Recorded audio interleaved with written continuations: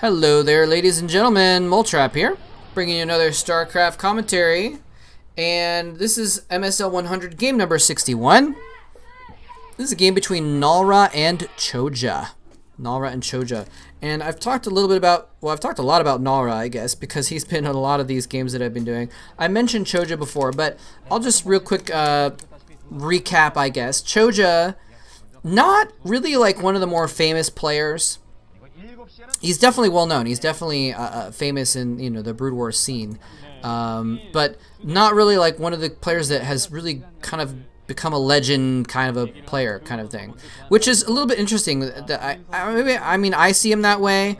Maybe other people see him as legendary who were watching him since 2003-4 when he was really on top of his game and was really on fire. Chojja was basically like the best Zerg of 2003. Well, maybe not the best, but he was one of the top few Zergs in 2003 and 4. He got a couple of gold medals. He won an OSL in 2004. And this is an interesting situation because this is actually played in 2006. And this is kind of like, I hate to say it, but this is kind of like the end of the competitive viability for both these players' careers, but they're still competitive right now. Like, they're still winning tournaments as late as the end of 2005, early 2006, and so this is still like when they're at the top of their game, but it's kind of a swan song for both of them. I would say that this time period is when it's come around 2007, they're not really going to be a strong contender. So anyway, but it'll be cool to see like kind of how these players are able to play. And again, just gotta hand it to both of these guys that both of them really kind of started their careers in the early 2000s and are still going strong in 2006. It's kind of a testament. Most players, if they do win an OSL or an MSL or a tournament, they are usually not able to stay in the top form and maintain the top level of play for 5 or 6 years. So that's pretty impressive that they're able to do that. Anyway, by the way, Nalra is in the top right. He's the red Protoss player. Chojja is the Zerg player in the bottom left, in case you did not know who either of them are. In case this is your first StarCraft game, and in case I didn't mention it already, I had to restart this after like a minute, so I don't remember if when I said that before, it was the first time I did this that I said it, or if it was like 2 minutes ago that I already said it. So, sorry about that. Anyway, we've got the Overlord Scout to the bottom right. We've got the Drone Scout to the top left. Chojja's a little bit worried about what Nalra might be up to. Looks like he's going to scout Nalra last, which isn't going to punish him too badly or anything like that. I guess it's going to punish him in the fact that he's not going to get a scout because we've got Nalra putting 2 probes on the ramp. And that's really interesting that he does have the 2 probes on the ramp because he's trying to block the scout at all costs and make sure that nothing gets in his base. But we haven't seen why that is yet. And he's just running in here and scouting that there's no nexus. That's important information. So even though he can't get up the ramp to see what's going on in Nalra's base, the fact that there is no expansion is an important piece of information. He's actually just going to ditch. He's not even going to try and get that scout up the ramp or anything like that. Zealot is there to stop him anyway, so nothing you can do about it. And I think we saw Nalra then put out one of his probes to go scout as well. A little bit of a late scout, I would say. But he's going for a pretty quick Stargate build, so he doesn't have to be super worried about anything other than like a cheese build going on. So Nalra is still going to be in good shape. We do have 3 bases up, by the way, for Chojja. He's getting his 3rd hatchery down at another base. So this is a little bit dangerous for Nalra. We're going to have to see him either go for some kind of a quick attack and maybe take out one of those bases, or he's going to have to expand and really try and catch up in economy, because otherwise Chojja has the potential to just really outpace him in economy if he's able to get 3 bases up and running. Now the thing is having 3 bases doesn't mean anything unless you have drones at all 3 bases. Is that... Okay, I wasn't sure if there was a spot on the side where the probe could sneak by the Zergling and try and get in for a scout. Doesn't really matter too much because the Corsair, part of the purpose of the Corsair is harassment, but also part of the purpose of the Corsair is to get a scout in. And here we have the Corsair going across the map. Looks like he's going to stop, take a moment to kill off the Overlord just as part of his detour, just kind of going across the map to scout out what's going on. Whoa. Sorry about that. If you can hear the siren going by my my apartment building in the background. He is going to finish off that Overlord.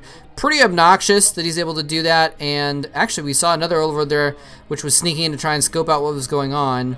Not able to get super good of a scout. Now, we did see the observer highlight a citadel of a dune, by the way, and I noticed that. I don't know if you did. So we'll see if he's going for any kind of quick Templar attack, or it could just be for some sort of a timing attack with zealot legs or something like that. Be really interesting how this works out. That overlord's actually going to get hunted down by a dragoon, which is going to allow this corsair to continue its harassment. And oh, the zergling's coming in to try and take out the dragoon, and he does get the overlord. The zealot kind of chasing around after those zerglings while the dragoon just does its work. And another overlord goes down. He's lost 3 overlords now. Luckily, he wasn't supply blocked enough that he could actually get some hydros out. There is the Templar Archives. He's going at 1 base Templar Archives. So Nalra is really going to be putting some pressure on here. 4th hatchery going down. We do have Hydralisks in the mix as well. And now he is actually going to expand behind this, it looks like. The pylon on the low ground could be a fake. Oh, is he going to get some zerglings? And no, he doesn't go for the scout. Whoa, I am very surprised about it. He chooses to try and save the zerglings instead of running by for a scout. Very surprising. And it looked like, did I see that wrong? But did he have... he might not have had zergling speed yet because he's been spending so much money on trying to get these expansions up. That's what I was starting to say before is, you know, you really need... drones at those bases for them to be useful. You can't just have 3 hatcheries at 3 bases and then expect you to have a good economy. You need drones at it too. So he's been spending a lot of his money on those drones rather than anything else. Dark Templar is running across the map, and ooh, he almost kills that Corsair. Dark Templar is running across the map. Obviously, Overlord's able to... Whoa, what is going on? Why is music playing in my headphones right now? I am confused. Okay, I'll explain that in a minute, but Corsair is still alive, barely. The Dark Templar's coming in at the top left, and there's Overlords there to spot it, but it doesn't matter if the Overlords can spot it if there's nothing to kill it, but there's the Hydralisk to kill it. Okay, I said top left, but I guess I should just say left. It's more like mid-left. Drones have run for the hills. They're like, let's get out of here. We don't want to be anywhere near that Dark Templar. And he's just spacing his Hydras out, spacing his Overlords out. Dark Templar running for dear life, trying to squeeze in between the vision range. And is he going to be able to get up the ramp? He does get up the ramp. The Corsair is forcing the Overlord north, which means this... Oh, no, the Dark Templar does get out, but Overlord speed finishes, and he's able to run back into the main. Nicely done. Anyway, I think for the sake of not, like, restarting this or trying to...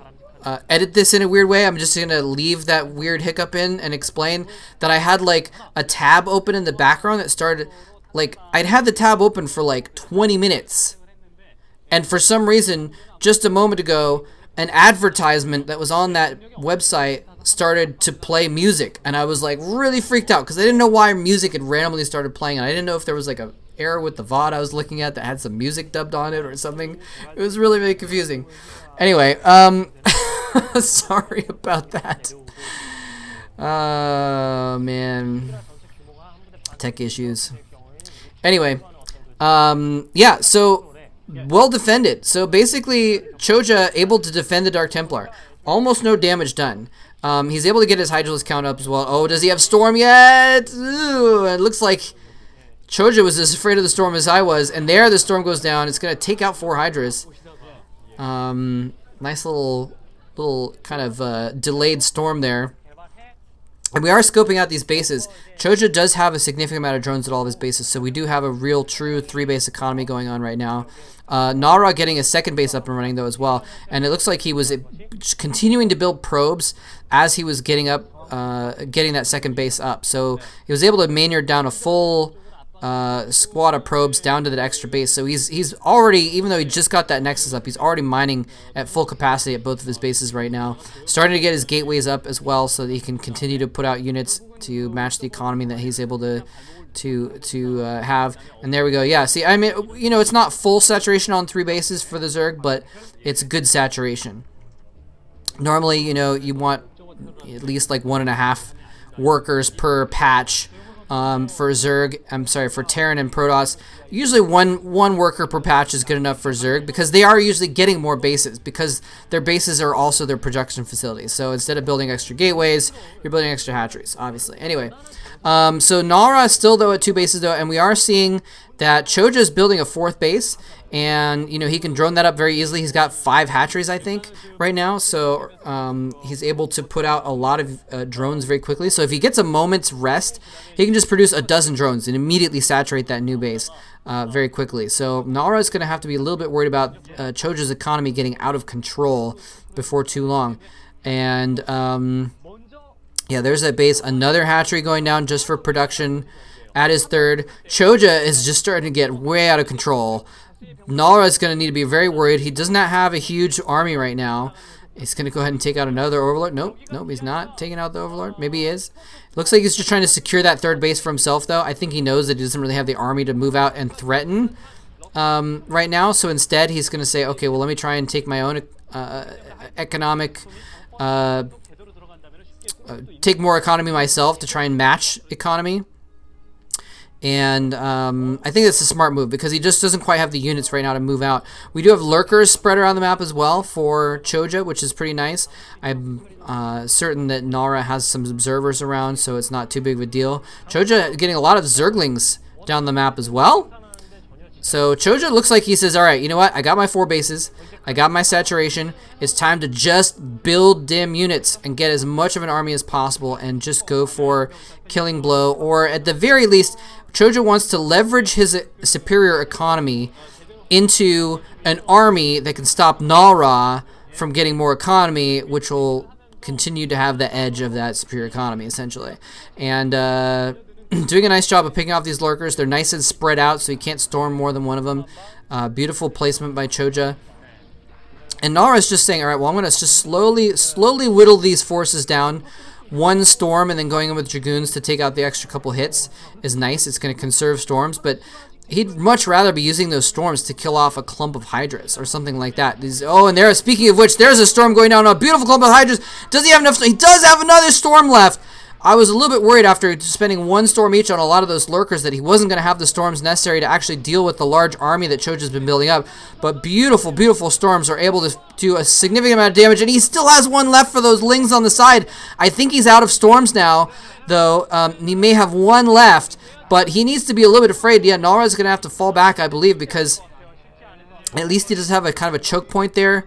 It's a wide choke point, but it's better than nothing that he can use to kind of funnel the units in, and it's going to be much more advantageous for the robust Protoss units rather than for the masses of flimsy Zerg units. The flimsy Zerg units, you want to get a surround on your opponent. But you can't do that in a choke point like that. So Nara able to kind of maintain a little bit of a threat position there. He can't quite push out right now. And I mean, Chojja doesn't even have a base there. He's just trying to contain Nara. Like, that's not defending a base. He's just defending this spot to make sure that Nara can't move his army out on the map and threaten his own bases. And here we go. He is putting down more lurkers. Ling's coming in from the side. He's going to try and bait out the storms. Ling's going in amongst the Dragoons before attacking. Beautiful move. Not just engaging the Zealots mindlessly, but actually going after the Dragoons, enabling enabling the lurkers to do more damage as well. And again, he's just kind of spread the...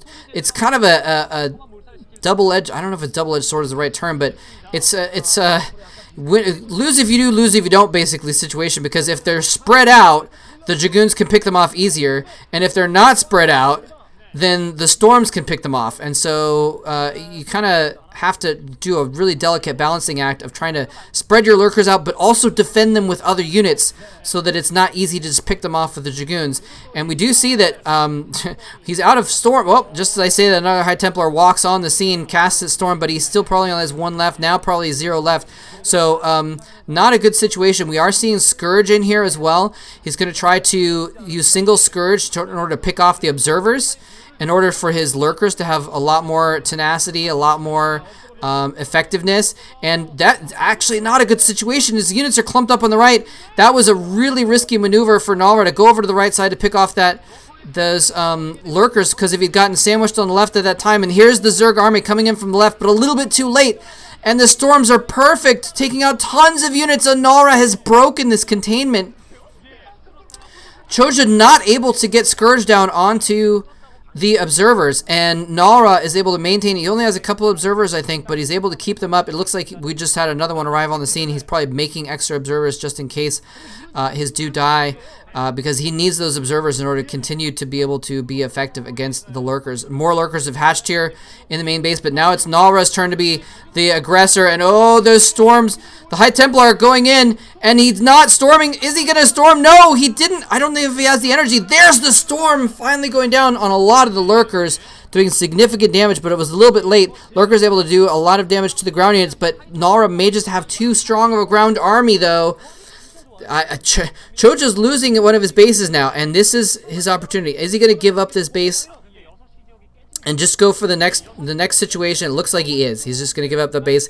He's gotten the bottom right base up and running. Looks like he might be building at the top leftish area. I'm not sure. It's hard to tell on the minimap if he's actually building a base there, or if it's just like an overlord floating to give vision. All I can see is a little light spot on the minimap.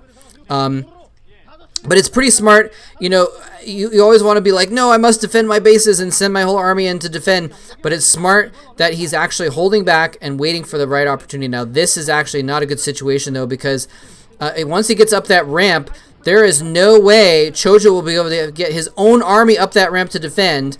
If Nara keeps some units on the ramp, that's exactly what he's doing. He's keeping some units on the ramp to defend against this reinforcements. And oh, beautiful storm takes out so many Hydralisks. Oh, God, an absolute slaughter.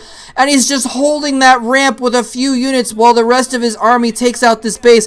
Terrible, terrible situation for Chojja, losing so many units to those storms as well.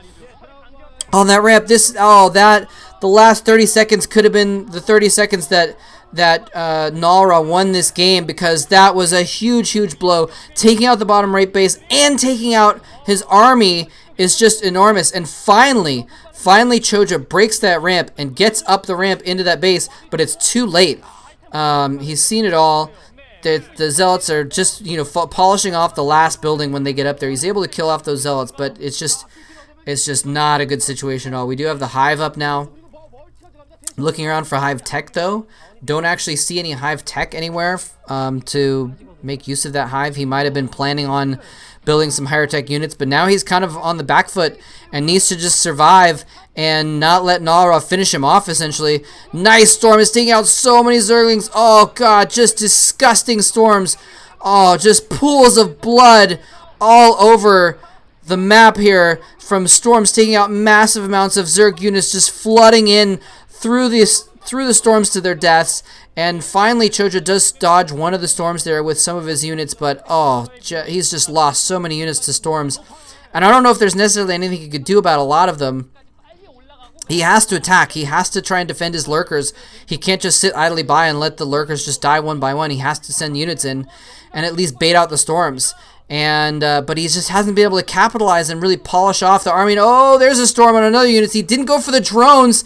And a little bit of an interesting tactic, not going for the drones, but I think he knows if he can take out this army, he'll be able to take out the rest of the bases, and that will be the end for Chojja anyway. And that, oh, God, is slaughter going on here. And there's the reinforcements streaming across the map as well. I don't think there's anything Chojja can do about this anymore. We're going to see GG any moment, I predict, because Chojja's just down to the 2 bases that he started with, essentially. And the Hive does nothing when you don't have, 5 bases in an Ultralisk cavern, which is really what he needs to deal with this situation. Nara, though, has been really just superb. Just superb about his playing this game, playing the chess match perfectly. He got contained and was able to take his economic, take his third base and maintain some sort of economic parity with Chojja. Chojja tried to contain him with the lurkers and the massive amounts of units, and Nara just played it perfectly and just patiently, slowly pushed out against that army. Didn't overcommit, fell back, moved forward, fell back, got the storms, and was just able to beautifully maintain control of the middle of the map. And then finally, when he broke through that contain of lurkers, Nara was able to push out on the map, played it perfectly, picked off that middle base, and was able to get up that ramp. And I think if Chojja had been able to predict the attack in the bottom right and, gotten a couple lurkers on the ramp maybe, gotten some reinforcements in that base in order to stop that army from getting up the ramp in the first place, this would have been a very, very different game, because even losing that bottom right base, we still saw Chojja able to get up a lot of forces and challenge Nalra's army significantly, but not any major threat. But he wasn't able to defend that bottom right base, and I think that was the nail in the coffin, or the hammer that was hammering the nail into the coffin to close it, or whatever, however that works. Anyway, I guess final nail in the coffin is the phrase that you usually say, right? So that makes sense. It's like the end of the completion of the bear. Anyway, I don't know. It was when he lost. That's what I'm trying to say. So, beautifully played by Nalra. Very, very nicely done. And he's going to advance here. And very, very cool play, though, by Chojja as well. Not able to quite pull it off. Anyway, hope you guys enjoyed that. Thanks very much for watching. And GG, I'll see you next time.